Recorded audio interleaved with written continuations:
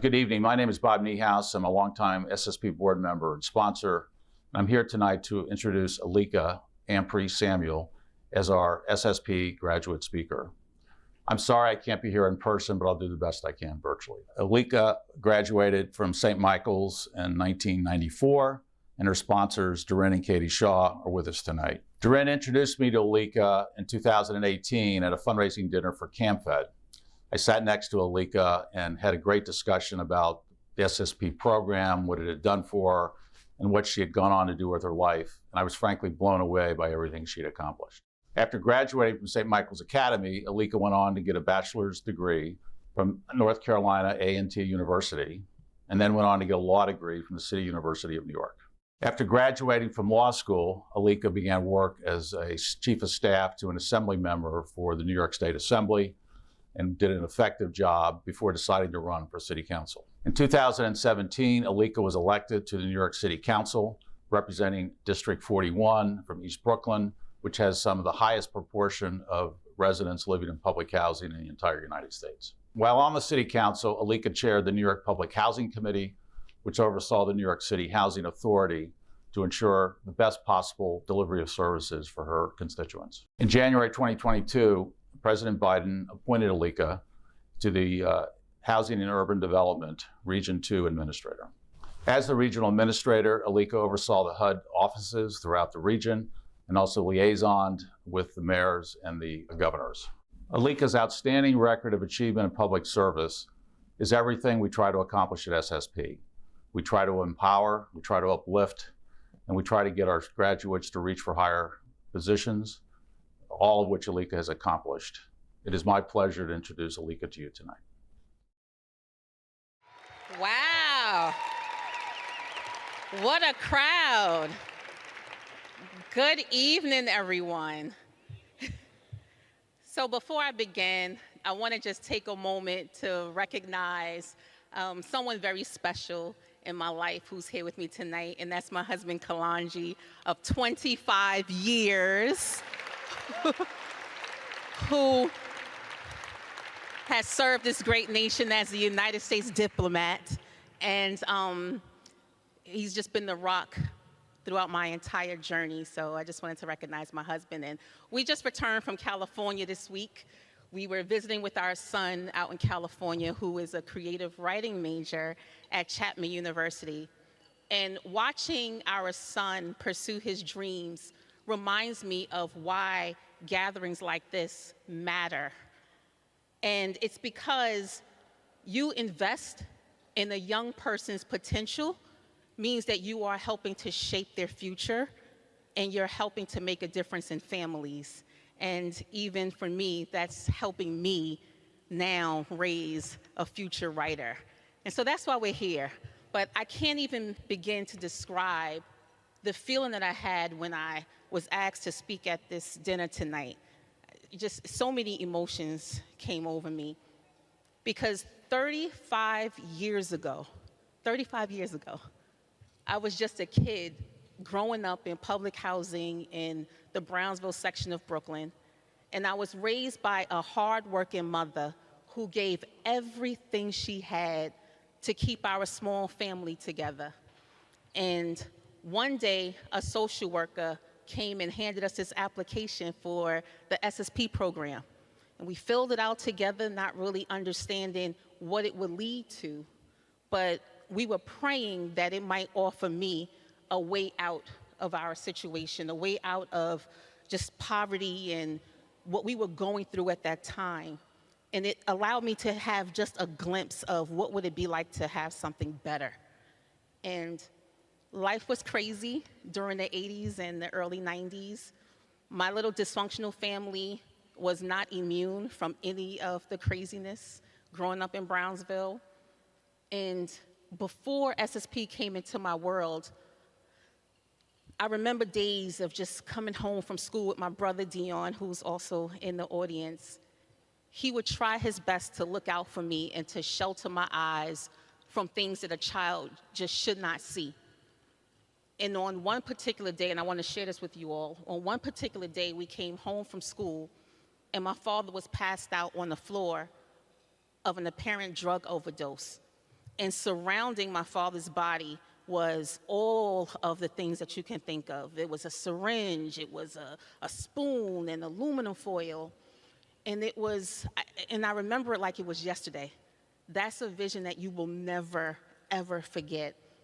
And I tell that story because it wasn't the last time I saw my father on the ground that way. But he did not die that day. But everything changed. Because from that moment on, every time I came home from school, I would hold my breath walking into my building, not knowing if my father would be dead on the other side of the door. And that's the kind of fear that no child should have to carry. But being accepted into the SSP program gave me hope. It gave me something to hold on to, a vision of a future that didn't include addiction and trauma and despair. SSP gave me something to work toward. It helped me believe that one day I can actually help my mother and help her because she just worked so hard for no money at all. And I just knew that maybe, possibly, I could do something because she believed in me too. So during my sophomore year at high school, one day I came home, and on this particular day, I found my 38-year-old father had died of a drug overdose. But my father was a Vietnam veteran who had been dropped into Vietnam as a teenager with the 82nd Airborne. And that overdose, that final overdose, was after years of trauma that he masked by a heroin addiction. And we see that we're seeing that today. But just a few months later, I had a best friend named Sharon who decided that she didn't want to go to school that day. She didn't like her school. And she was hanging out in our building in the projects, and she was shot and killed that morning. And she never made it out of high school, but I did. And the reason why, I know why I made it out of high school. And it was because someone believed in me. Through SSP, I attended St. Michael Academy, a school that challenged me, encouraged me, and changed me. I enjoyed going to school every single day, not like Sharon. I enjoyed it because, I always say this, I think it was because it was just something like, it was a parochial school, right? So it was special because you had nuns walking around at that time. I was taught by nuns, and they were able to breathe life into us. And that's what my life needed at that particular time with St. Michael Academy. And so I wanted to show, it was a photo of me sitting in the school library. And I served. That's a pretty cool picture because I actually served as the secretary of student government in my junior year. And I went on to graduate from one of the top HBCUs in the country, and I later earned my law degree from one of the nation's most respected public interest law schools. But degrees aside, I would not be standing here today without my sponsor. He didn't just support me through high school, but after my mother died in 2020, I came across letters he had written decades earlier, glowing recommendations for summer jobs and college applications. This is from December 7th of 1993. Words of encouragement from someone who saw me when others couldn't and others wouldn't. And so Duran Shaw was there for me, steady, persistent, and believing in me the whole way, and still believing in me now to this day, serving as the best mentor that anybody could ever have. And so I just want to thank Duran and Katie for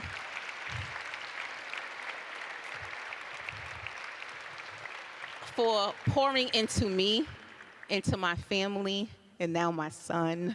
Thank you so much.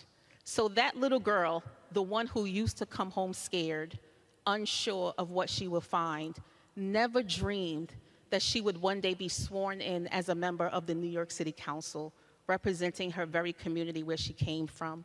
Never imagined chairing the Public Housing Committee, or being nominated by the majority leader of the United States Senate, Chuck Schumer, and appointed by the President of the United States of America to serve as a presidential appointee to the United States Department of Housing and Urban Development. That little girl never imagined that at all.